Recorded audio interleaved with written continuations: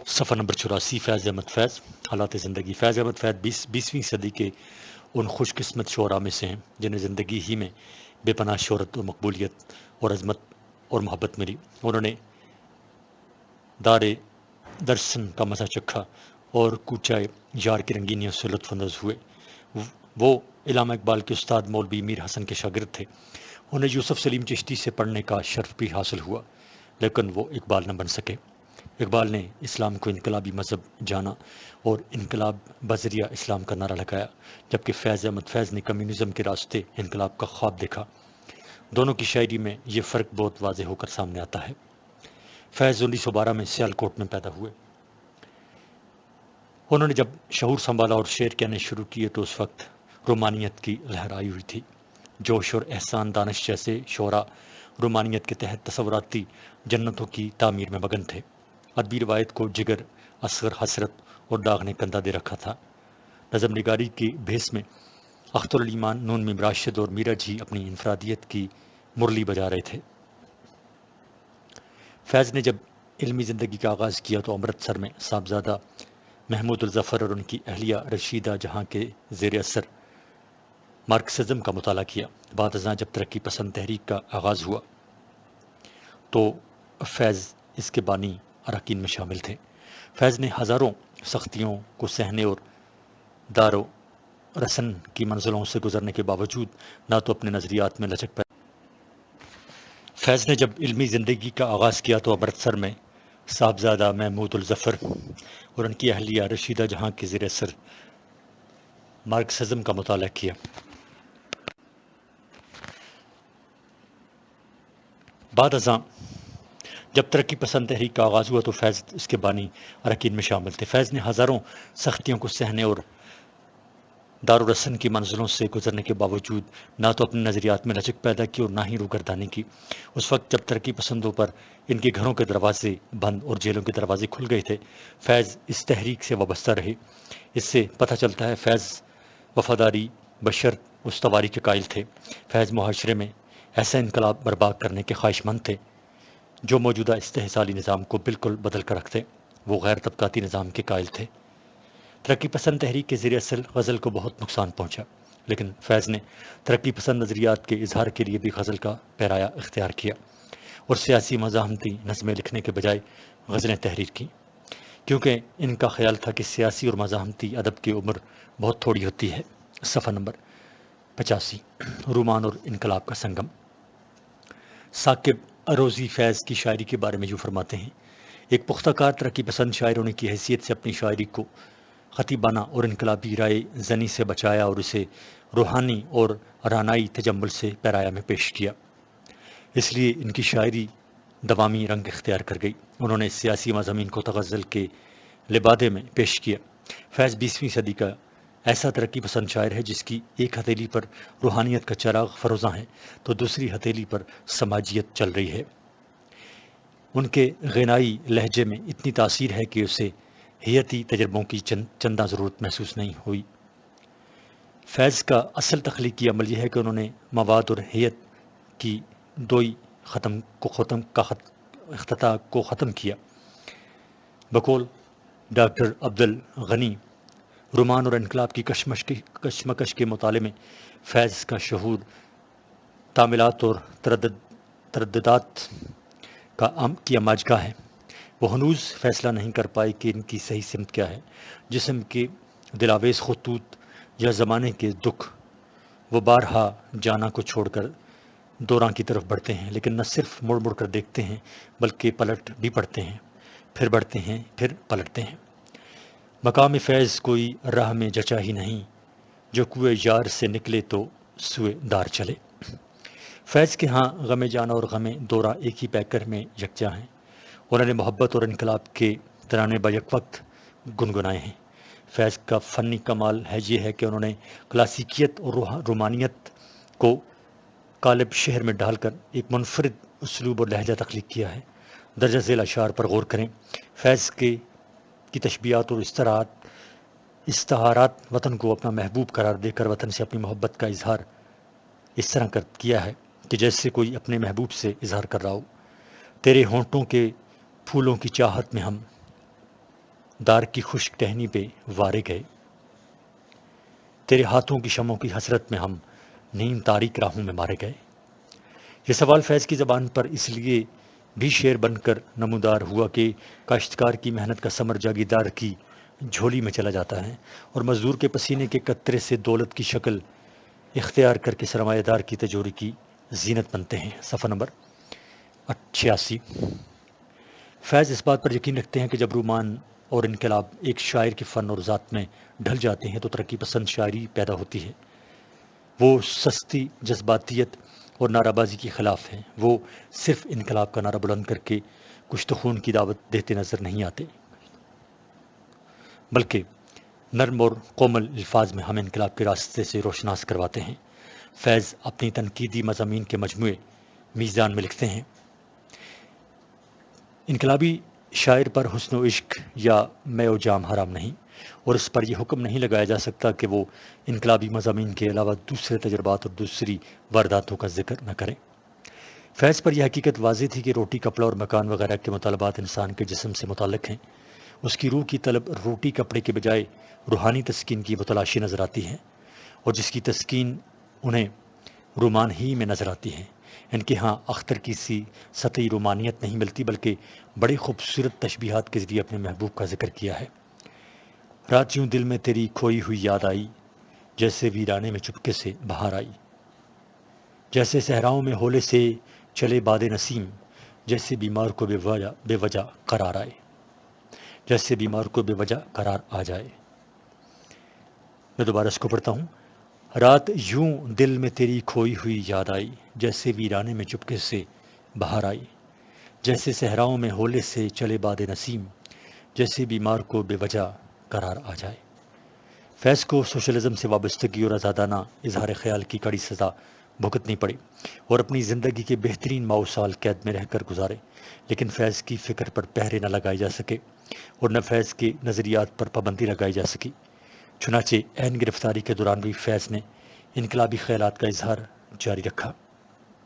اے خاک نشینوں اٹھ بیٹھو، وہ وقت قریب آ پہنچا ہے، جب تخت گرائے جائیں گے، جب تاج اچھالے جائیں گے، اب ٹوٹ گریں گی زنجیریں، اب زندانوں کی خیر نہیں، جو دریا جھوم کے اٹھے ہیں تنکوں سے نہ ٹالے جائیں گے۔ انقلاب کا یہ تصور کشت و خون سے ہو کر گزرتا ہے۔ زندہ میں فیض کے دل و دماغ پر قیامت گزر گئی جب فیض کو غدار وطن کا نام دیا گیا اور وہ وطن دشمنی کے الزامات لگائے گئے۔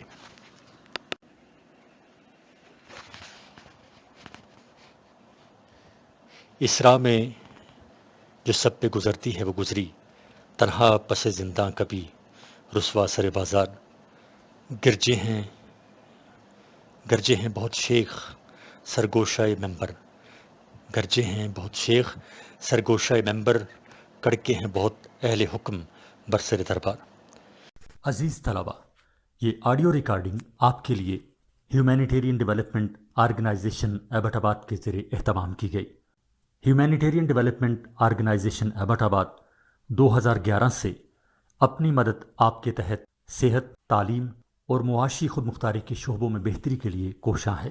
ادارہ نے نہ صرف خیبر پختونخوا بلکہ ملک بھر کے نابینا طلباء کی تعلیمی مشکلات اور رکاوٹوں کو دور کرنے کے لیے FA تا ماسٹرز لیول کی نصابی کتب اور کورسز، جن میں علامہ اقبال اوپن یونیورسٹی کے کورسز بھی شامل ہیں، کو آڈیو ریکارڈنگ میں منتقل کرنے کا اہتمام کیا ہے تاکہ نابینا طلباء اعلیٰ تعلیم تک رسائی حاصل کر کے ملک و قوم کی ترقی اور خوشحالی میں اپنا بھرپور کردار ادا کر سکیں۔ یہ تمام آڈیو ریکارڈنگز نابینا طلباء کو بالکل مفت فراہم کی جا رہی ہیں۔ نابینا طلباء کے علاوہ دیگر طلباء بھی اس تعلیمی سہولت سے استفادہ کر سکتے ہیں۔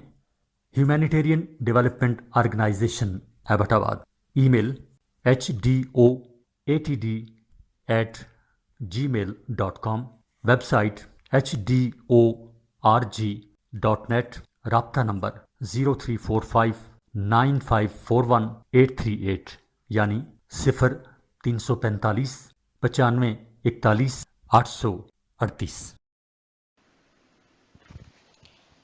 فیض ایک طرف انقلاب کے نعرے بلند کرتے ہیں اور دوسری طرف محبت کے گیت آلاپتے ہوئے نظر آتے ہیں۔ صفحہ نمبر 87۔ ان کی انقلابی روح انہیں انقلاب کا درس دینے پر مجبور کرتی تھی۔ ان کے اشعار میں رومان اور انقلاب کی وجہ سے غنائیت اور شگفتگی کے علاوہ رنگینی کا احساس ہے، اور وہ زندگی کی سچی مسرتوں سے لطف اندوز ہونے کے خواہاں ہیں۔ رنگینی، حسن اور نزاکت خیال ان کے اشعار میں ہمیں انوکھے اور منفرد انداز میں نظر آتے ہیں۔ سلام لکھتا ہے شاعر تمہارے حسن کے نام، بکھر گیا جو کبھی رنگ پیرہن سر بام، نکھر گئی ہے کبھی صبح دوپہر کبھی شام، کہیں جو قامت زیبا بھی سج گئی ہے قبا، چمنے سرو و صنوبر سنور گئے ہیں تمام، بنی بساط غزل جب ڈبول یہ دل نے، تمہارے سایہ رخسار و لب میں ساغر و جام۔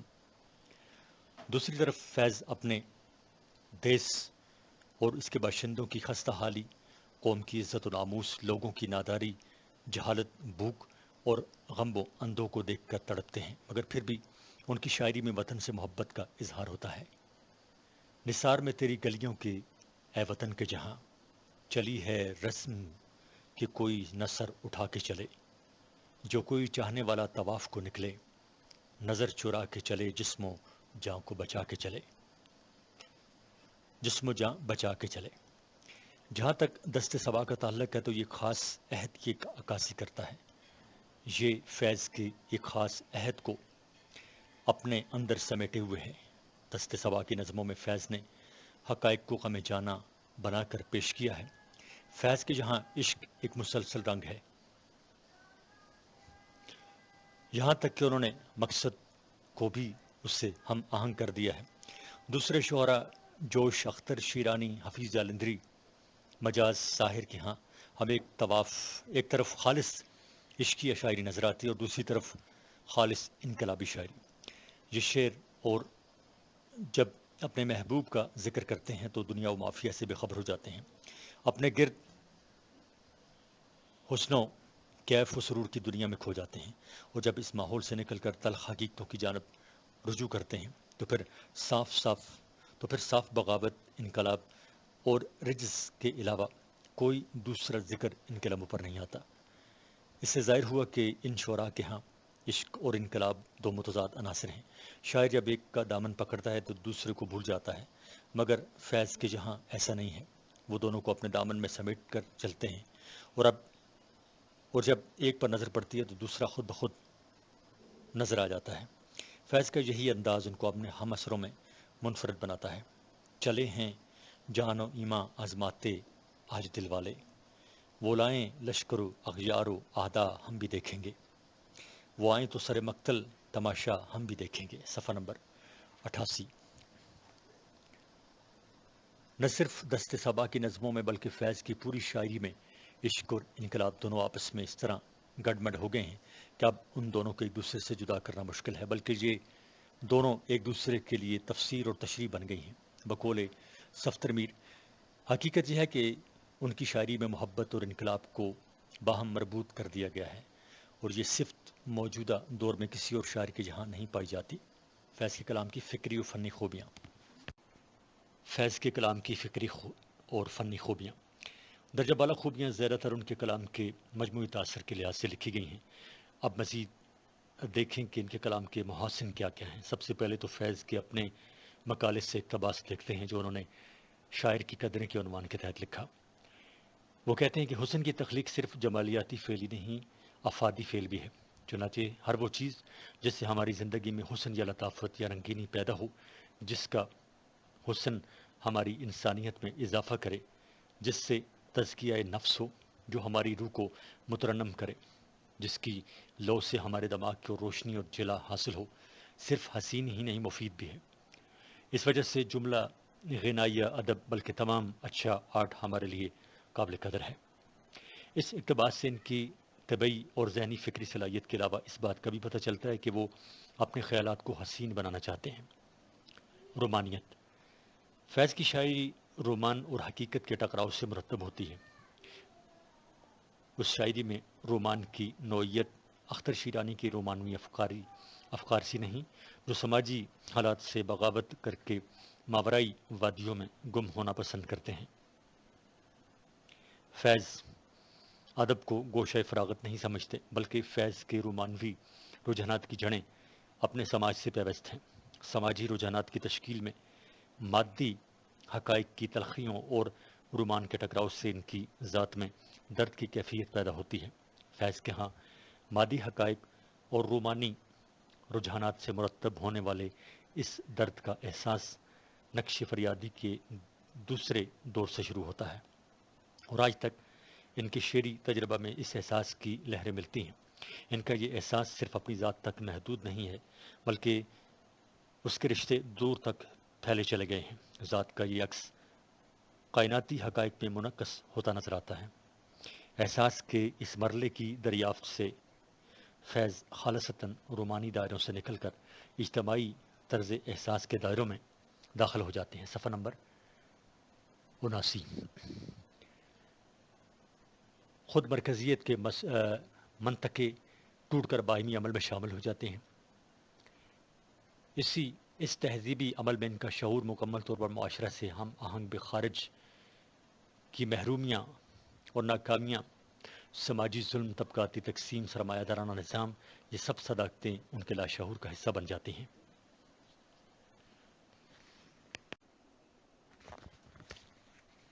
فیض کی شاعری کا دور بڑا ہنگامہ پرور تھا۔ اس دور میں ترقی پسند تحریک کے ذریعے مارکسی رجحانات تیزی سے پھیل رہے تھے۔ طبقاتی تقسیم کا احساس شدت سے محسوس ہو رہا تھا۔ آزادی ہند کا نعرہ پورے ملک میں گونج رہا تھا۔ کمیونسٹ پارٹی کا لایا عمل یہ تھا کہ غیر ملکی حکومت سے آزادی حاصل کی جائے اور پھر ملک میں ایک غیر طبقاتی اور لادین نظام کو نافذ کیا جائے جہاں انسانوں کو پوری مساوات حاصل ہوں۔ فیض کی شعری علامتوں میں ان تصورات کی پرچھائیاں بار بار نظر آتی ہیں۔ فیض اپنے کلام سے اپنے خشک، زاہد اور ناز ہونے کا تصور نہیں دیتے، بلکہ پھول اور تلوار کے ساتھ ساتھ چشم و لب کی کاٹ کی باتیں بھی کرتے ہیں۔ ان کی افتاد طبع رومانی ہے، ان کے سینے میں پیار بھرا دل دھڑکتا ہے، ان کے کلام میں لطافت اور نزاکت کی روحانی فضا چھائی رہتی ہے۔ وہ تصور جانا پر سب کچھ نشاور کرتے نظر آتے ہیں۔ تو نے دیکھی ہے وہ پیشانی، وہ رخسار، وہ ہونٹ، زندگی جن کے تصور میں لٹا دی ہم نے، اور دیکھیں کہ وہ محبوب کے شبستان سے آئے ہوئے نسیم کے بارے میں کیا محسوس کرتے ہیں۔ تیرا جمال نگاہوں میں لکھ کے اٹھا ہوں، نکھر گئی یہ فضا تیرے پیرہن کی سی، نسیم تیرے شبستان سے ہو کے آئی ہے، میری سحر میں مہک ہے تیرے بدن کی، میری سحر میں مہک ہے تیرے بدن کی سی، نسیم تیرے شبستان سے ہو کے آئی ہے، میری سحر میں مہک ہے تیرے بدن کی سی۔ نیم آنکھوں میں کاجل کی لکیر فیض جیسی حسن پرست دل پر بڑا گہرا اور وار کرتی ہوئی نظر آتی ہے۔ آج وہ حسن دل آرا کی وہی دھج ہوئی، وہی خوابیدہ، وہی آنکھیں، وہی کاجل کی لکیر، رنگ رخسار پہ ہلکا سا وہ غازے کا ابھار، سندلی ہاتھ پہ دھندلی سی حنا کی تحریر۔ ان کی رومانیت حقیقت سے بالکل متجاوز نہیں ہوتی۔ وہ حسن پرست بھی خاص حد تک ہیں، جس حد تک انقلابی کہا جا سکتا ہے۔ ان کی مشہور نظم یاد اردو کی پوری رومانوی شاعری کی سرتاج نظم ہے۔ اس کے اس مصرعے کو ڈاکٹر نذیر تبسم نے اردو کی رومانی شاعری کا حاصل قرار دیا ہے۔ وہ شعر اس طرح ہے: دل کی رخسار پہ رکھا ہے تیری یاد نے ہاتھ، حسن ادار ندرت بیاں۔ فیض ندرت بیان سے قاری کو اپنے سحر میں جکڑ لیتے ہیں، اور ان کے کلام کا جتنا زیادہ مطالعہ کیا جائے نئے نئے خیالات و تصورات واہ ہوتے جاتے ہیں، کیونکہ ان کے ہاں ندرت بیاں اور حسن ادا کی دلکش مثالیں پائی جاتی ہیں۔ صفحہ نمبر 90۔ ادائے حسن کی معصومیت کو کم کر دے، گنہگار نظر کو حجاب آتا ہے، وہ بات سارے فسانے میں جس کا ذکر نہ تھا، وہ بات ان کو بہت ناگوار گزری ہے، وہ تو وہ ہے تمہیں ہو جائے گی الفت مجھ سے، وہ تو وہ ہیں تمہیں ہو جائے گی الفت مجھ سے ایک نظر، تم میرا محبوب نظر تو دیکھو۔ جذبات کی ترجمانی۔ شاعری میں جذبات کی ترجمانی کے لیے صدق و خلوص انتہائی ضروری ہوتے ہیں۔ صرف احساسات، محسوسات اور جذبات کے بیان کا نام شاعری نہیں ہوا کرتا۔ فیض کے ہاں ہمیں پرخلوص جذبہ صداقت اور اسلوب اظہار پر کامل قدرت بھرپور انداز میں ملتے ہیں۔ صرف دو شعر دیکھیں کیا خوب ہیں۔ تمہاری یاد کے جب زخم بھرنے لگتے ہیں، کسی بہانے تمہیں یاد کرنے لگتے ہیں، ہر اجنبی ہمیں مجرم دکھائی دیتا ہے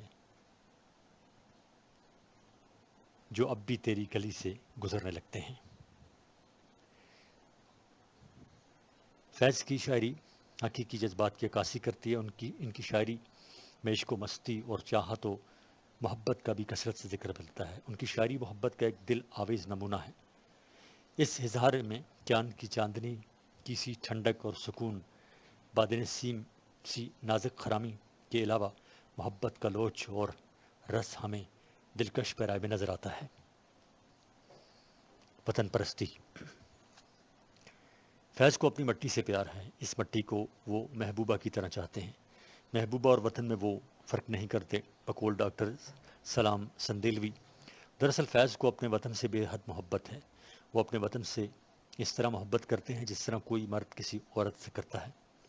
اپنی مشہور نظم دو عشق میں اپنی محبوبہ کو مخاطب کرتے ہوئے کہتے ہیں، صفحہ نمبر 91: تنہائی میں کیا کیا نہ تجھے یاد کیا ہے، کیا کیا نہ دل زار نے ڈھونڈی ہیں پناہیں، آنکھوں سے لگایا ہے کبھی دست صبا کو، ڈالی ہیں کبھی گردن مہتاب میں باہیں۔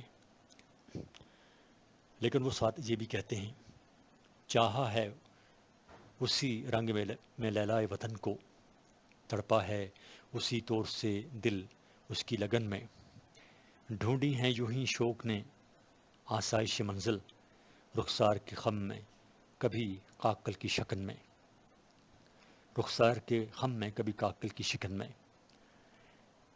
لیلائے وطن سے محبت فیض کے نظموں کا مستقل موضوع ہے۔ وہ اپنے محبوب دیس اور اس کے باسیوں کی خستہ حالی، قوم کی عزت و ناموس کی ارزانی، لوگوں کی ناداری، جہالت، بھوک اور غم کو دیکھ کر بے طرح طرح اٹھتے ہیں۔ نثار میں تیری گلیوں کے اے وطن کے جہاں، چلی ہے رسم کے کوئی نثر اٹھا کے چلے، جو کوئی چاہنے والا طواف کو نکلے، نظر چرا کے چلے جسم و جاں بچا کے چلے۔ فیض کو اپنے وطن سے بے پناہ محبت ہے۔ جیل کی زندگی نے ان کی محبت کو اور بھی جلا بخشی۔ جیل جہاں انسان سے اس کی مرضی چھین لیتی ہے، فیض کے لیے سہانے روح بن گئی۔ وہ جیل کی اندھیری کوٹری میں وطن کا تصور کچھ اس طرح سے کرتے ہیں: بجھا جو روزن زنداں تو دل نے سمجھا ہے، کہ تیری مانگ ستاروں سے بھر گئی ہوگی، چمک اٹھے ہیں سلاسل تو ہم نے جانا ہے کہ اب سحر تیرے رخ پر بکھر گئی ہوگی۔ آزادی سے پہلے فیض نے بھی آزادی کے خواب دیکھے تھے اور اپنے تصور میں وطن کی صورت میں ایک جنت آباد تھی، مگر جب آزادی کی صبح طلوع ہوئی تو تمام حالات یکسر تبدیل نہیں ہوئے اور نہ فوراً ہو سکتے تھے۔ فیض نے اسے شب گزیدہ سحر اور داغ داغ اجالا سے تعبیر کیا ہے۔ یہ داغ داغ اجالا، یہ شب گزیدہ سحر، وہ انتظار تھا جس کا، یہ وہ سحر تو نہیں، یہ وہ سحر تو نہیں جس کی آرزو لے کر چلے تھے یار کہ مل جائے گی کہیں نہ کہیں، افق کے پار ستاروں کی آخری منزل۔ مگر اس کے باوجود فیض مایوس ہو کر نہیں بیٹھے، بلکہ ابنائے وطن کو جد و جہد جاری رکھنے اور آگے بڑھنے کا مشورہ دیا۔ چلے چلو کہ وہ منزل ابھی نہیں آئی، صفحہ نمبر 92۔ فیض کی علامت نگاری۔ علامت کے متعلق اپنے نقطہ نظر کا اظہار فیض نے ایک مضمون جدید اردو شاعری میں اشاریت میں کیا ہے۔ وہ کہتے ہیں کہ علامت سے ہم ایسے استعارے مراد دیتے ہیں جنہیں شاعر اپنے بنیادی تصورات کے لیے استعمال کرتا ہے۔ جس طرح ہم کسی ایک لفظ کو اصطلاح قرار دے کر اس کے خاص معنی مقرر کر لیتے ہیں، خواہ اس کا مفہوم کچھ ہی کیوں نہ ہو، اسی طرح شاعر اپنے تجربات کے اظہار میں بعض الفاظ کو اصطلاحات قرار دے لیتا ہے، شاعر اور اس کے سننے والے میں ایک مفاہمت سی ہو جاتی ہے۔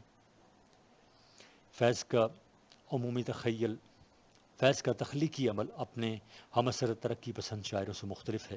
ترقی پسند شاعری میں تجربہ، جذبہ اور اس کا اظہار سامنے کی چیزیں بن کر رہ جاتا ہے، مگر فیض کے ہاں تخلیق سامنے کی بات نہیں بنتی، بلکہ ان کی تخلیق جذبہ اور تجربے کی آمیزش سے تشکیل پاتی ہے۔ یہ تشکیل اظہار کے لیے علامتی سانچے تلاش کرتی ہے۔ تخلیقی عمل کی یہی وہ علامتی صورت ہے جو انہیں اپنے عہد میں منفرد کر دیتی ہے۔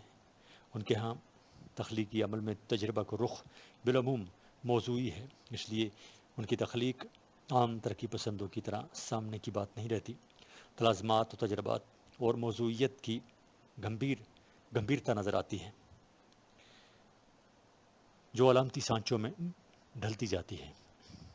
فیض کے ہاں علامتیں اپنے مخصوص ذہنی پس منظر کے ساتھ آتی ہیں۔ سحر، رات، ظلمت، سویرا، شفق اور پرچم وغیرہ کی علامتیں ان کے بنیادی رجحانات کو ظاہر کرتی ہیں۔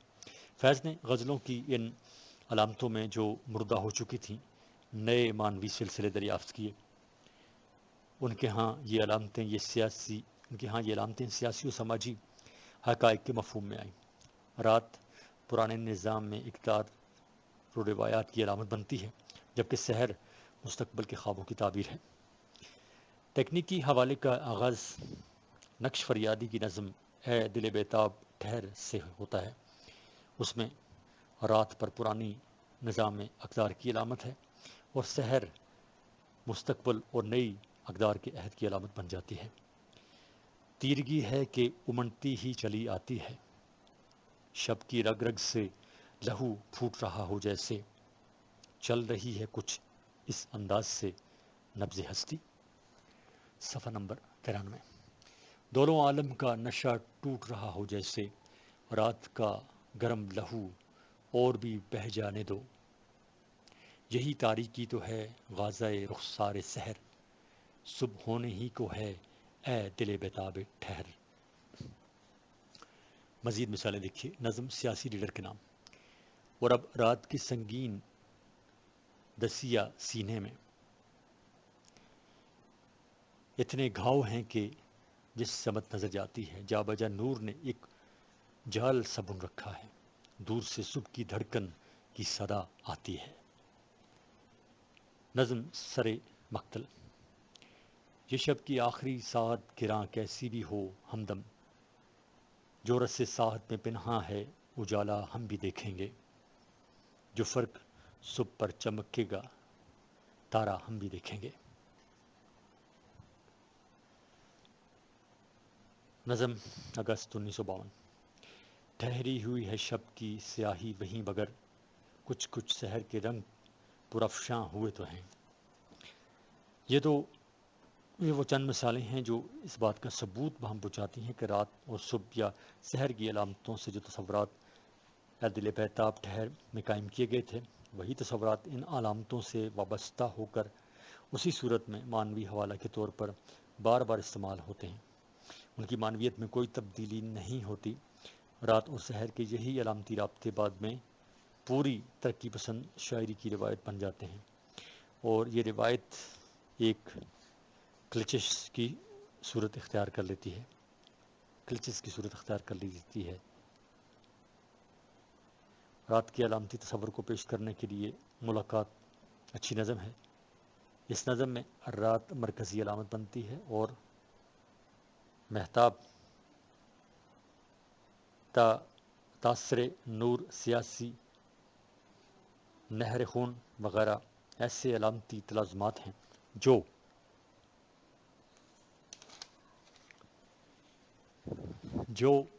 رات کے معنوی تصور کو پھیلاتے ہیں۔ صفحہ نمبر 94۔ ترقی پسند شاعری میں رات کی جو علامات بنتی ہیں وہ اظہار کی صورت میں کھلے وذاتی اشارے مہیا کرتی ہیں، جس کے باعث اس میں سادہ معنوی حدیں متعین ہونے لگتی ہیں، جس سے علامت کے رشتے اکیری صورت سے متعلق ہو جاتے ہیں اور اشارے بن جاتے ہیں، مگر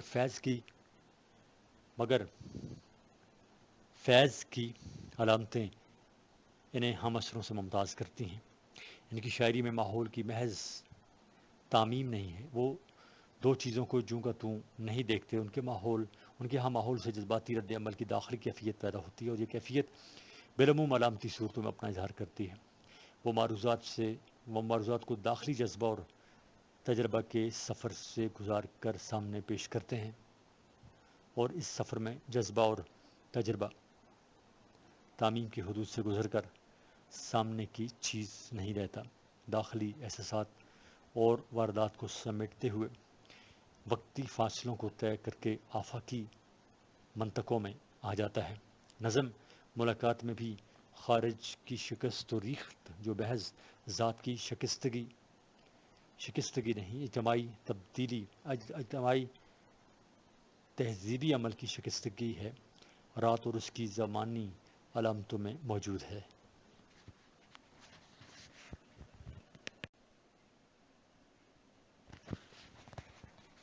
بہت یہ ہے یہ رات، لیکن اس سیاہی میں رونما ہے، وہ نہر خون جو میری صدا ہے، اسی کے سائے میں نورگر ہے، وہ موج زر جو تیری نظر ہے۔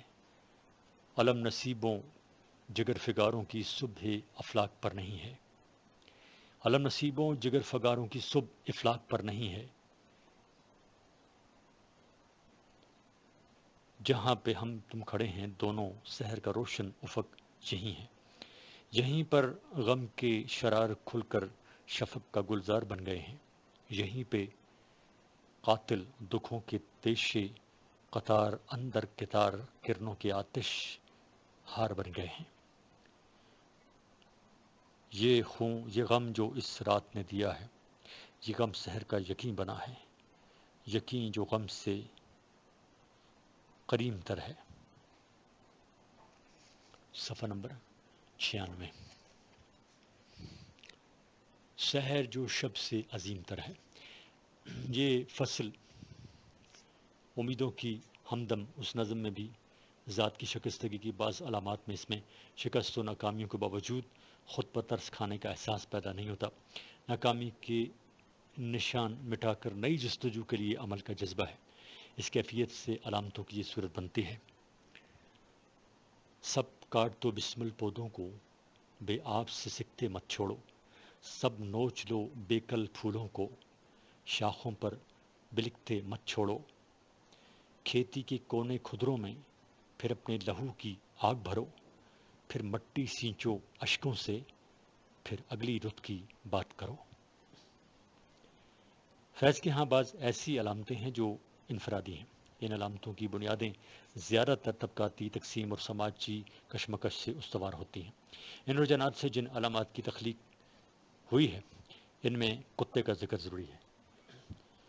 کتے اس سماجی طبقے کی علامت ہے، کتے اس سماجی طبقے کی علامت ہیں جس کی آزادی کی حس مر چکی ہے، اور وہ مسلسل ظلم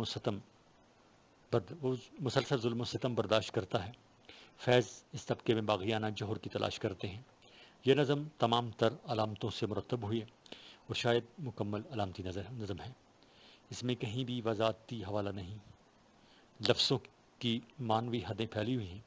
ایک اور نظم بول اسی قسم کے علامتی عمل سے بنتی ہے، اور ان علامتوں میں بغاوت کے رجحان ہیں، باغیانہ رجحان اور راستے کی رکاوٹوں سے اس نظم کی علامتیں تیار ہوتی ہیں۔ دیکھ کر آہنگر کی دکان میں، تند ہیں شعلے سرخ ہے آہن، کھلنے لگے قفلوں کے دھانے، پھیلا ہر ایک زنجیر کا دامن۔ بول یہ تھوڑا وقت بہت ہے جسم و زباں کی سہولت سے، بول یہ تھوڑا وقت بہت ہے جسم و زباں کی موت سے پہلے، بول کہ سچ زندہ ہے اب تک، بول جو کچھ کہنا ہے کہہ دے۔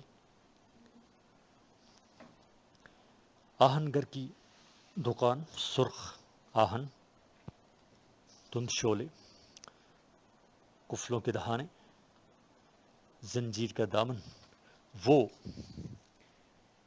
تمام خارجی مزامتیں ہیں۔ صفحہ نمبر 96، جنہیں علامتوں میں ظاہر کیا گیا ہے۔ یہ نظم آزادی سے قبل لکھی گئی تھی، جبکہ تحریک آزادی زوروں پر تھی۔ اس پس منظر میں آہن گھر کی دکان برطانوی سامراج کی علامت ہے، اور دوسری علامتیں مظالم کی صورتیں ہیں۔ یہ معنویت صرف ایک پس منظر رکھ کر نکالی گئی ہے، ویسے یہ علامتیں کسی خاص امر واقعہ کی طرف اشارہ نہیں کرتی ہیں، اس لیے ان کے معنی محدود نہیں ہیں۔ ان علامتوں کا عام رجحان قید و بند اور غلامی و آزادی کے آفاقی تصورات سے بنتا ہے۔ اسلوب: اگرچہ فیض بنیادی طور پر نظم کے شاعر ہیں، لیکن ان کی نظموں میں بھی تغزل کی کھنک ہوتی ہے، وہی ایمائیت، وہی اشاریت اور ویسا ہی ایجاز و اختصار۔ غزل کا شعر صرف ایک مطلب رکھتا ہے، لیکن ان گنت موقعوں پر پڑھا جا سکتا ہے۔ یہ اس کی لا انتہائیت ہوتی ہے، پھر اس میں ابہام ہوتا ہے، فنکارانہ علیحدگی اور عمومیت ہوتی ہے، ازل اور ابد کے سروں کو ملا دینے والی آفاقیت، یعنی ہر بات بنیادی انسانی جذبات کے حوالے سے کی جاتی ہے۔ فیض کی نظموں کا بھی یہی حال ہے، وہ بعض اوقات کسی ایک واقعہ سے متاثر ہو کر نظم کہتے ہیں، لیکن زمانی و مکانی آفاقیت کے علاوہ وہ غزل کے شعر کی طرح معنوی آفاقیت یا لا انتہائیت بھی رکھتی ہے، یعنی مختلف نوع واقعات پیش آنے پر وہ نظم پڑھی جا سکتی ہے۔ ہم جو تاریک راہوں میں مارے گئے، اس کی بہترین مثال ہے۔ تغزل فیض کے مزاج میں رچا ہوا ہے، سوز و گداز ان کے اسلوب کی نمایاں ترین مثال ہے۔ گداز یعنی پیتھوس انداز بیان کی ایک صفت ہے جو صرف غم ہی کے جذبے میں نہیں بلکہ دوسرے جذبات مثلاً ایثار، محبت، وفا، نشاط، حیا، سپردگی، تحسین، جمال اور قربانی وغیرہ میں بھی پائی جا سکتی ہے۔ گداز ہمارے جذبات میں طرفہ پیدا کرتا ہے اور ہمارے احساسات کی تہذیب کرتا ہے، اور غم کو قوت شفا بخشتا ہے۔ فیض صاحب کے اسلوب میں گداز اتنا فروزاں ہے کہ اکثر میر کی یاد آتی ہے۔ انہوں نے تغزل کی پرورش کی خاطر ہمیشہ زندگی کے لیے حسن کے استعارے استعمال کیے ہیں، اور سرات سے دامن بچا کر شعر کو علامات کے ذریعے تہ در تہ معانی کا خزینہ دار بنا دیا ہے۔ ان کی جہاں مشکل سے کسی نظم کی ایک ہی سطح ملے گی، جبکہ بعض دوسرے بڑے بڑے شعراء کے ہاں ایسا ہے، لیکن فیض نے اس تغزل کے حصول کی خاطر حیاتی تجربات اور دیگر ایسی فروعات سے ہمیشہ بچنے کی کوشش کی اور کافی حد تک روایت کے مطابق قدم بڑھائے۔ فیض صاحب فضا کی تعمیر میں بھی منفرد ہیں۔ ان کی فضا میں الفاظ کی صوتی اہمیت کی طرف کم توجہ دی جاتی ہے، صفحہ نمبر 97، اور معنویت کی طرف ہی زیادہ۔ رات، چاندنی اور اداسی، محبت، درد و گداز، انتظار، تھکن، افسردگی، اضمحلال، انبساط گزشتہ کی یادیں اور مدہم نالے اور احساس سے حسن وغیرہ کے عناصر ان کے جہاں فضا پیدا کرتے ہیں۔ فضا کے لیے ان کی شاہکار نظمیں تنہائی، تم میرے پاس رہو اور منظر ہیں، جو یوں شروع ہوتی ہیں: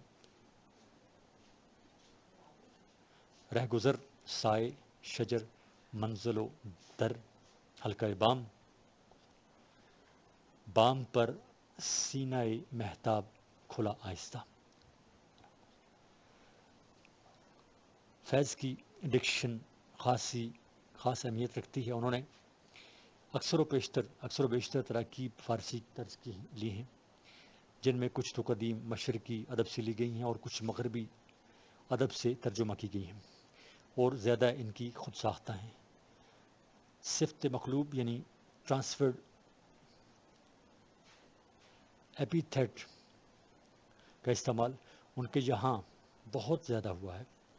الفاظ کے انتخاب کے سلسلے میں ایک خاص بات یہ ہے کہ انہوں نے اسلامی تلمیحات، استعارات بہت برتے ہیں۔ پرورش لوح و قلم اور بام حرم، حشر کے سما ہوئے ایوان ہوس میں، حشر کے سما ہوئے ایوان ہوس میں، دامن یوسف، مسجد، سنت، منصور یوں ہی ہمیشہ کھلائے ہیں ہم نے آگ میں پھول، یہ حضرت ابراہیم علیہ السلام کے ساتھ منسوب ہے. اور نظم حسن اور موت میں حسن کے بارے میں کہتے ہیں، کنار رحمت حق میں اسے سلاتی ہے، سکوت شب میں فرشتوں کی مرثیہ خوانی. صبا چڑھانے کو جنت کے پھول لاتی ہے. مزاج کے اعتبار سے بھی فیض میں اسلامی رنگ پایا جاتا ہے. مثلا شروع سے لے کر آج تک وہ دعائیں دیتے آئے ہیں.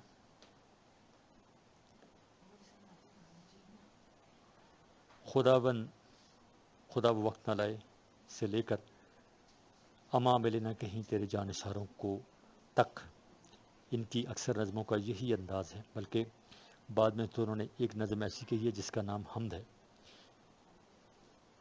ملکہ شہر زندگی تیرا شکر کس طرح سے ادا کیجیے. اگرچہ اس میں خدا کی حمد نہیں ہے، لیکن رجحان طبع اور مزاج کی عقیدت کیشی اور نیازمندی کا سراغ ان سے ملتا ہے. فیض کی علامات بھی زیادہ تر اسلامی ہی ہیں. ان کی علامات اکثر مقامی ہیں. لاشعور سے تعلق رکھنے والی علامات بھی سوائے رات کے سحر وغیرہ جیسے چند الفاظ کو چھوڑ کر پسندیدہ الفاظ خاموشی، درد، تاریکی، مزمحل، افسردہ راتیں، انتظار، نالا، باہیں، باونجم وغیرہ ہیں. صفحہ نمبر 98. اور انہی سے وہ مختلف کیفیات پیدا کرتے ہیں. امیجری کی تخلیق کرتے وقت وہ عورت کے حسن کے لوازمات کا ذکر کرتے ہیں، اور ان سب لوازمات کا ذکر مطلوب تک اپنی نارسائی کو ظاہر کرنے کے لیے آتا ہے، احساس حرمہ کو بیدار کرنے کے لیے. فیض کی موسیقی دھیمی، افسردہ اور سوگوار سی ہے. اس کا اثر یہ ہے کہ انسان زہر کا جام گوارا کر جانے پر آمادہ ہو جاتا ہے. ان کی موسیقی صوتیت سے بے نیاز ہے، بلکہ خیال اور الفاظ کی ہم آہنگی سے پیدا ہوتی ہے، اور تخت النغمہ یعنی سب لیرک کی حیثیت رکھتی ہے. دراصل فیض کا مخصوص لہجہ اور اسلوب ہی وہ جادو ہے جو قاری کو اپنا اسیر کر لیتا ہے اور ہر بار ایک نئے انداز میں نمودار ہوتا ہے. یہ فیض کے اسلوب کا ایک خاص وصف ہے کہ جدید ذہن اس کو جدید حوالے سے لیتے ہیں، اور قدیم ذہن اس میں کلاسیکی رکھ رکھاؤ اور شیرینی تلاش کر لیتے ہیں. یہی وجہ ہے کہ فیض بیک وقت ماضی، حال اور مستقبل تینوں زمانوں پر محیط نظر آتے ہیں. یہ ان کے اسلوب کا خاصہ ہے. بقول فضیل جعفری، فیض کی شاعری کو عظیم اور اس درجہ مقبول بنانے میں ان کے منفرد اسلوب کا بہت بڑا ہاتھ ہے. فیض کی زبان سادہ اور لفاظی و مبالغہ سے مبرہ ہے. یہ اہم خصوصیت ہے جو انہیں ہم عصر شعراء میں ممتاز کرتی ہے. نون میم راشد بلا تکلف فارسی الفاظ کا سہارا لیتے ہیں. جوش و مجاز بھی عربی فارسی کے الفاظ کا استعمال کرتے ہیں، لیکن فیض جو بات کہتے ہیں سیدھے سادے الفاظ میں کہتے ہیں، اور اس سادگی میں بلا کا درد، تاثیر، متوازن نشتریت اور سنجیدہ جذبات سمو دیتے ہیں. اور وہ شان و شوکت جو فارسی الفاظ کا حصہ ہے ان کی شاعری میں پیدا ہو جاتی ہے. اگر آج تجھ سے جدا ہیں تو کل باہم ہوں گے، یہ رات بھر کی جدائی تو کوئی بات نہیں. گر آج اوج پہ ہے تالِ رکیب تو کیا، یہ 4 دن کی جدائی تو کوئی بات نہیں. میں اس کو دوبارہ پڑھتا ہوں جی. اگر آج تجھ سے جدا ہیں تو کل باہم ہوں گے، یہ رات بھر کی جدائی تو کوئی بات نہیں. گر آج اوج پہ ہے تالِ رکیب تو کیا، یہ 4 دن کی خدائی تو کوئی بات نہیں. تغزل. فیض کی شاعری کی اصل خوبی ان کا وہ پیرایا اظہار ہے جس میں تغزل کا رنگ و آہنگ تہنشین ہوتا ہے. یہی طرز بیان ان کی شاعری کا امتیازی وصف ہے. اشتہارات کی ندرت اور تشبیہوں کی جدت اس کے ہاں اہم جز ہیں. ان کی نظموں میں ایسے ٹکڑے ہیں جن میں اجزاء سلیقے کے ساتھ یکجا ہو گئے ہیں، واقعات بے مثال ہیں۔ زبان کی شگفتگی ایسے اجزاء میں درجہ کمال پر نظر آتی ہے اور پڑھنے والا کچھ دیر کے لیے کھو سا جاتا ہے۔ نظم تنہائی کے یہ اشعار دیکھیے، صفحہ نمبر 99۔ اس قدر پیار سے اے جان جہاں رکھا ہے، دل کے رخسار پہ اس وقت تیری یاد نہاد، یوں گماں ہوتا ہے گرچہ ہے ابھی صبح فراق، ڈھل گیا ہجر کا دن آ بھی گئی وصل کی رات۔ خود کلامی، فیض کی اکثر نظموں میں خود کلامی کی مثالیں ملتی ہیں۔ اس صنف میں شاعر خود سے باتیں کرتا ہے، طرح طرح کے تصورات و خیالات اس کے ذہن میں آتے ہیں، بیچ میں کوئی دوسرا شخص مداخلت نہیں کرتا۔ اس کا واحد حاضر یا جمع حاضر کوئی نہ کوئی مخاطب ضرور ہوتا ہے۔ یہ صنف انگریزی شاعری میں بہت مقبول ہے اور اردو ادب میں نیا اضافہ۔ فیض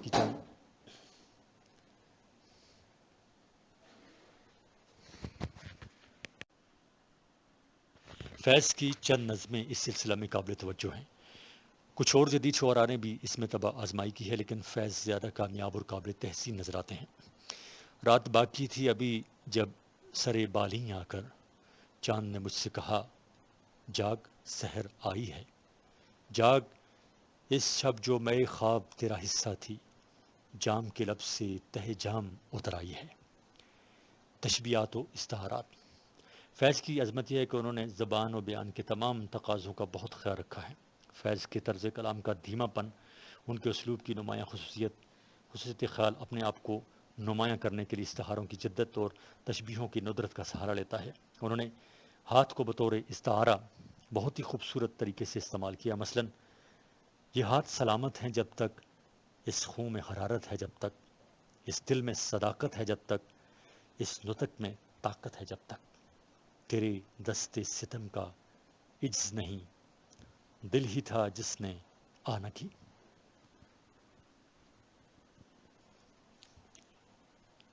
فیض تشبیہ کا استعمال بہت عمدہ طریقے سے کرتے ہیں۔ رات یوں دل میں تیری کھوئی ہوئی یاد آئی، رات یوں دل میں تیری کھوئی ہوئی یاد آئی، جیسے ویرانے میں چپکے سے بہار آ جائے، جیسے صحراؤں میں ہولے سے چلے باد نسیم، جیسے بیمار کو بے وجہ قرار آ جائے۔ ان کے اسلوب کے متعلق فضیل جعفری فرماتے ہیں، فیض کے اسلوب کا کمال یہ ہے کہ وہ بڑی سے بڑی بات اور گہرے سے گہرے تجربہ کو اس سیدھے سادے لیکن لطیف انداز میں قاری کو منتقل کرتے ہیں کہ نہ فنی نفاست میں کوئی کمی آنے پاتی ہے، نہ تاثر میں۔ صفحہ نمبر 100۔ ہر دور میں ایک نہ ایک آواز ایسی ضرور ابھرتی ہے جسے کوئی بھی صاحب دل اور اہل شعور نظر انداز نہیں کر سکتا، جس کا تاثر وسیع بھی ہوتا ہے اور وہ دور رس بھی۔ آج کے دور میں یہ آواز فیض کی آواز ہے۔ جہاں جہاں مظلوم انسانیت کے دکھوں کا شعور موجود ہے، یہ آواز اپنے گہرے تاثر کی وجہ سے پہچانی جاتی ہے۔ بلا شبہ اردو شاعری کا عہد نو فیض کا عہد ہے، اور فیض سے شناسائی کے بعد رہائی کی کوئی صورت نہیں۔ بقول پروفیسر جمیل احمد، طبقاتی کشمکش کے خلاف انقلاب اور جد و جہد، تیسری دنیا کے استحصال زدہ عوام، مزدور اور کسانوں کے حقوق چند ایسے موضوعات ہیں جن پر فیض نے بہت لکھا ہے، اور اس انداز سے لکھا ہے کہ ان کی شاعری کھوکھلی نعرے بازی بننے کی بجائے بامانی اور جامعیت کی تمام تر وسعتیں اپنے اندر سمیٹ لیتی ہے۔ احمد ندیم قاسمی ان کے متعلق لکھتے ہیں، دراصل فیض ان شاعروں میں سے نہیں جو خلا میں شاعری کرتے ہیں، اپنے ماحول سے کٹ کر مراقبہ کرتے ہیں اور اپنی روحوں پر اشعار نازل ہونے کا انتظار کرتے ہیں۔ فیض نے تو آج کی دنیا کے جملہ سیاسی، سماجی اور اقتصادی محرکات کے شعور میں شعر گئے ہیں۔